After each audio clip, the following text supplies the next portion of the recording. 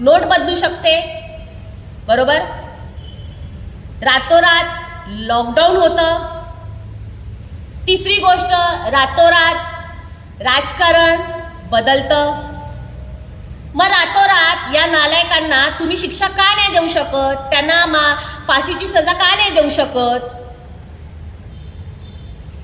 माझा जर हा मुद्दा प्रत्येकाला पटला असेल तर प्लीज, माझा याच्यामध्ये काहीही म्हणजे हेतू नाहीये का मला खूप लाईक्स यायला पाहिजे, खूप मला या व्हिडिओच्या द्वारे मी खूप मोठी व्हायला पाहिजे, ह्याच्यामध्ये मला काही उद्देश नाहीये. माझ्या मनातला होता राग तो मी तुम्हाला सगळ्यांना मी व्यक्त केला आहे. माझ्या सगळ्या महिला भगिनींच्यावर जे होतं आहे अन्याय, अत्याचार, याच्यावर जे कोणी हा माझा व्हिडिओ बघत असतील, जे या महाराष्ट्रामध्ये मोठ्या पदावर जी मंडळी आहेत माझा हा व्हिडिओ बघत असतील, तर प्लीज या